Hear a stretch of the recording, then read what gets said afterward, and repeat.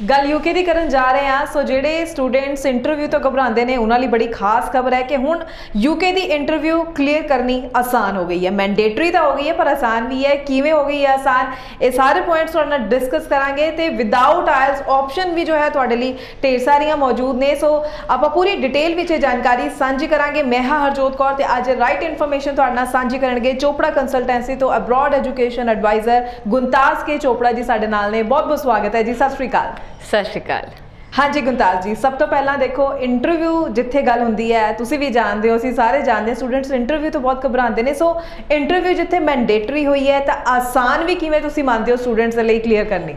हाँ जी, सो जिवें इंटरव्यू नूं लैके मैं शुरू तो कहती आई हाँ कि पहला जदों मैंडेटरी नहीं भी सीगी तां भी वो बच्चों लिए इंपॉर्टेंट सी ते हुण जदों मैंडेटरी भी हो गई है even then it is of a lot of importance to the students. Why? Because जब एक बच्चे नूं अपने कोर्स बारे सारी नॉलेज है, इंडिया तो वो बंदा यूके जा क्यों रहा है, ये स्पैसीफिक कोर्स सिलेक्ट क्यों कर रहा है, स्पैसीफिक यूनिवर्सिटी क्यों सिलेक्ट कर रहा है, जे ये सारा कुछ ओके है तो फंडिंग के एंड तो जो आप गल करिए कौन उन्होंने स्पॉन्सर कर रहा है, पेरेंट्स स्पॉन्सर कर रहे हैं, किन्ने फंड्स है, किन्ने नहीं है, उन्होंने होर केड़ी कंट्रीज़ नूं एक्सप्लोर किया।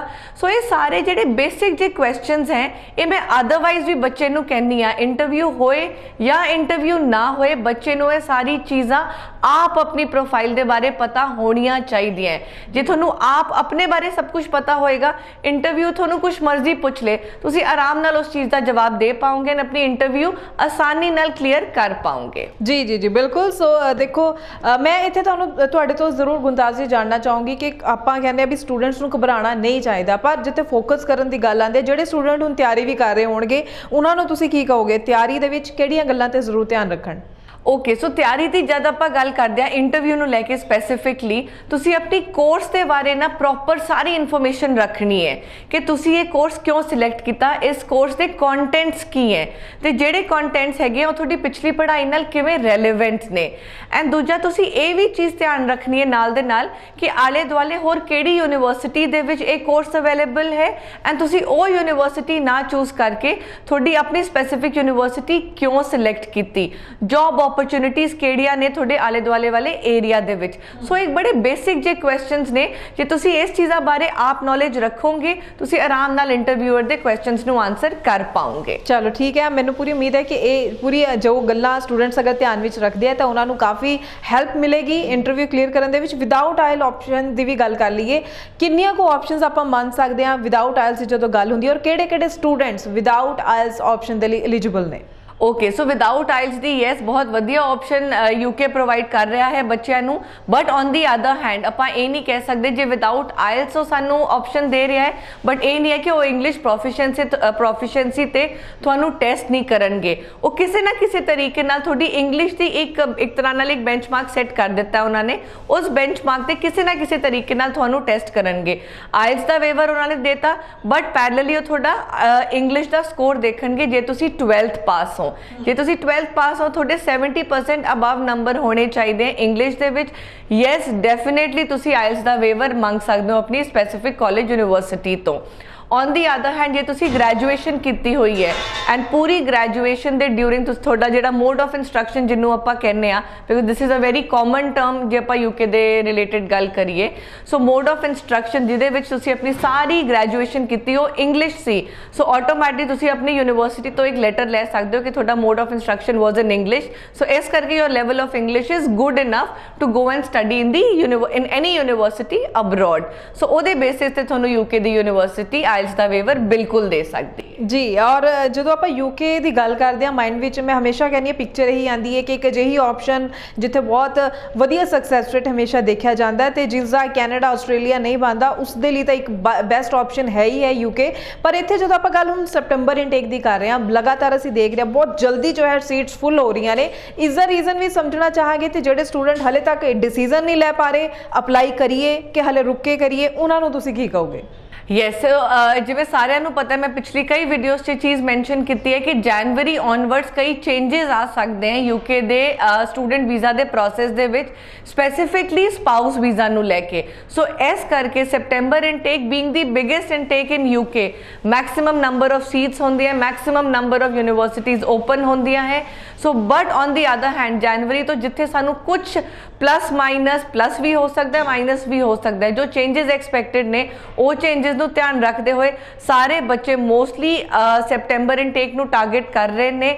ਇਸ ਕਰਕੇ ਜਿੱਥੇ ਇੰਨੀਆਂ ਸੀਟਸ ਅਵੇਲੇਬਲ ਨੇ ਪੈਰਲਲੀ ਉਨੇ ਹੀ ਬੱਚੇ ਅਪਲਾਈ ਕਰ ਰਹੇ ਨੇ ਤੇ ਨਾਲ ਦੇ ਨਾਲ ਯੂਕੇ ਦੀਆਂ ਸੀਟਸ ਬਹੁਤ ਛੇਤੀ ਫਿਲ ਹੋ ਰਹੀਆਂ ਨੇ। ਜੀ ਬਿਲਕੁਲ, ਤੇ ਮੈਂ ਜ਼ਰੂਰ ਸਟੂਡੈਂਟਸ ਨੂੰ ਕਹਿਣਾ ਚਾਹੂੰਗੀ ਕਿ ਆਪਣੇ ਡਾਕੂਮੈਂਟਸ ਦੀ ਅਸੈਸਮੈਂਟ ਵੀ ਟਾਈਮਲੀ ਜ਼ਰੂਰ ਕਰਵਾਇਆ ਕਰੋ ਤਾਂ ਕਿ ਤੁਹਾਨੂੰ ਪਤਾ ਚੱਲੇ ਤੁਸੀਂ ਕਿੱਥੇ ਲਈ ਐਲੀਜੀਬਲ ਹੋ ਤੇ ਉੱਥੇ ਹੀ ਤੁਸੀਂ ਅਪਲਾਈ ਕਰੋ। ਸੋ ਜਦ ਆਪਾਂ ਯੂਕੇ ਦੀ ਵੀ ਗੱਲ ਕਰ ਹੀ ਰਹੇ ਹਾਂ ਹੁਣ ਅੱਜ ਇਸ ਵੀਡੀਓ ਦੇ ਵਿੱਚ, ਤਾਂ ਮੈਂ ਜੋ ਹੈ ਫੰਡਸ ਨੂੰ ਲੈ ਕੇ, ਫਾਈਨੈਂਸ਼ੀਅਲਸ ਨੂੰ ਲੈ ਕੇ ਵੀ ਜ਼ਰੂਰ ਕਲੈਰਿਟੀ ਚਾਹੂੰਗੀ ਕਿ ਕਿਸ ਤਰੀਕੇ ਨਾਲ ਸਟੂਡੈਂਟਸ ਨੂੰ ਫੋਕਸ ਕਰਕੇ ਅੱਗੇ ਵਧਣਾ ਚਾਹੀਦਾ ਹੈ। ओके फंड्स एक बहुत इंपॉर्टेंट फैक्टर होंदा है स्टूडेंट तो ज़्यादा आई वुड से पेरेंट्स ਲਈ, बिकॉज फाइनैंशियली ਜਿਹੜੀ ਸਾਰੀ सपोर्ट करनी होंदी है वो पेरेंट्स ने करनी होंदी है।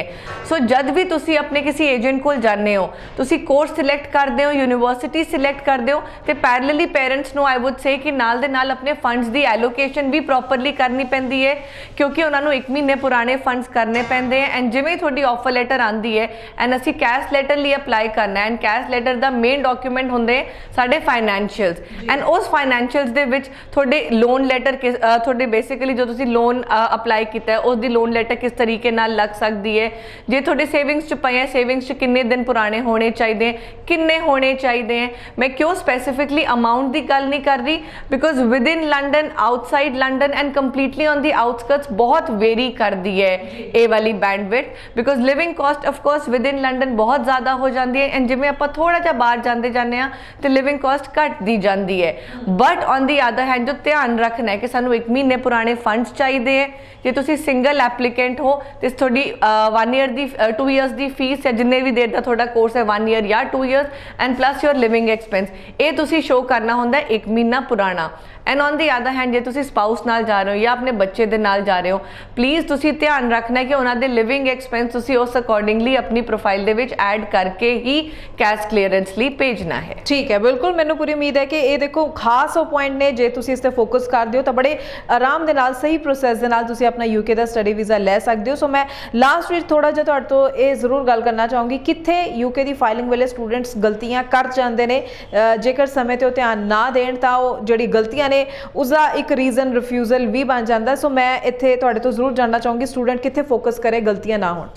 ਹਾਂਜੀ, ਸੋ ਜੇ ਮੈਂ ਗਲਤੀਆਂ ਦੀ ਗੱਲ ਕਰਾਂ ਬਿਕੋਜ਼ ਚਲੋ ਹਲੇ ਤੱਕ ਅਸੀਂ ਰਿਫਿਊਜ਼ਲ ਯੂਕੇ ਦੇ ਐਂਡ ਤੋਂ ਨਹੀਂ ਦੇਖੀਏ ਬਟ ਗਲਤੀਆਂ ਬੱਚਿਆਂ ਦੀ ਬਿਲਕੁਲ ਹੋ ਜਾਂਦੀ ਹੈ। ਕਿਵੇਂ ਹੋ ਜਾਂਦੀ ਹੈ?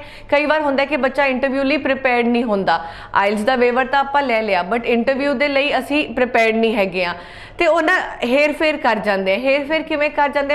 ਯੂਨੀਵਰਸਿਟੀ ਦੇ ਵੱਲੋਂ ਇਨਫੋਰਮੇਸ਼ਨ ਆਈ ਕਿ ਜੀ ਅਸੀਂ ਇਸ ਟਾਈਮ ਤੇ ਇਸ ਲਿੰਕ ਦੇ ਉੱਤੇ ਆਪਣੀ ਇੰਟਰਵਿਊ ਸ਼ੈਡਿਊਲ ਕਰਾਂਗੇ, ਬੱਚਾ ਡਰ ਦੇ ਮਾਰੇ ਅਵੇਲੇਬਲ ਨਹੀਂ ਹੁੰਦਾ ਜਾਂ ਜੋ ਉਹਨਾਂ ਦੇ ਪੈਰਾਮੀਟਰਸ ਹੈ ਉਸ ਪੈਰਾਮੀਟਰਸ ਦੇ ਹਿਸਾਬ ਨਾਲ ਅਵੇਲੇਬਲ ਨਹੀਂ ਹੁੰਦਾ। ਸੋ ਇੱਥੇ ਇੱਕ ਰੈੱਡ ਫਲੈਗ ਆ ਜਾਂਦਾ ਤੁਹਾਡੀ ਪ੍ਰੋਫਾਈਲ ਦੇ ਉੱਤੇ। ਸੋ ਤਾਂ ਹੀ ਕਰਕੇ ਮੇਨਲੀ ਆਈ ਥਿੰਕ ਇੰਟਰਵਿਊ ਨੂੰ ਲੈ ਕੇ ਹੀ ਬੱਚੇ ਘਬਰਾਉਂਦੇ ਨੇ ਤੇ ਇੱਥੇ ਹੀ ਆਪਣੀ ਪ੍ਰੋਫਾਈਲ ਨੂੰ ਲੈ ਕੇ ਉਹ ਗਲਤੀ ਕਰ ਜਾਂਦੇ ਨੇ। ਸੋ ਤਾਂ ਹੀ ਮੈਂ ਜਿਵੇਂ ਸ਼ੁਰੂ ਚ ਕਿਹਾ ਸੀ, ਪਲੀਜ਼ ਇੰਟਰਵਿਊ ਦੀ ਤੁਸੀਂ ਇੰਟਰਵਿਊ ਦੀ ਤਿਆਰੀ ਸਮਝ ਕੇ ਨਾ ਕਰੋ, ਆਪਣੀ ਪ੍ਰੋਫਾਈਲ ਨੂੰ ਹੋਰ ਜਾਣਨ ਦੀ ਤਰੀਕੇ ਦੇ ਨਾਲ ਇਸ ਚੀਜ਼ ਦੀ ਤਿਆਰੀ ਕਰੋ ਤਾਂ ਕਿ ਇੰਟਰਵਿਊ ਦੀ ਤਿਆਰੀ ਸਾਈਡ ਬਾय ਸਾਈਡ ਆਪੇ ਹੀ ਹੋ ਜਾਏ। ਜੀ ਬਿਲਕੁਲ, ਤੇ ਸਟੂਡੈਂਟਸ ਨੂੰ ਜ਼ਰੂਰ ਕਹਿਣਾ ਚਾਹਾਂਗੇ ਤੁਹਾਡਾ ਆਪਣਾ ਕੋਈ ਸਵਾਲ ਹੈ ਤਾਂ ਜਿਹੜਾ ਨੰਬਰ ਡਿਸਪਲੇਸ ਉੱਪਰ ਕਾਲ ਕਰਕੇ ਵੀ ਤੁਸੀਂ ਹੋਰ ਜਾਣਕਾਰੀ ਜ਼ਰੂਰ ਲੈ ਸਕਦੇ ਹੋ। ਕਮੈਂਟ ਸੈਕਸ਼ਨ ਵਿੱਚ ਵੀ ਆਪਣੇ ਸਵਾਲ ਡ੍ਰੌਪ ਕਰ ਸਕਦੇ ਹੋ। ਬਹੁਤ ਬਹੁਤ ਥੈਂਕਸ ਗੁਣਤਾਜ ਜੀ, ਤੁਸੀਂ ਯੂਕੇ ਬਾਰੇ ਕਾਫੀ ਖਾਸ ਪੁਆਇੰਟ ਸਟੂਡੈਂਟਸ ਦੇ ਨਾਲ ਸਾਂਝੇ ਕੀਤੇ। ਫਿਲਹਾਲ ਲਈ ਸਾਨੂੰ ਦਿਓ ਜੀ ਇਜਾਜ਼ਤ, ਧੰਨਵਾਦ। Thank you.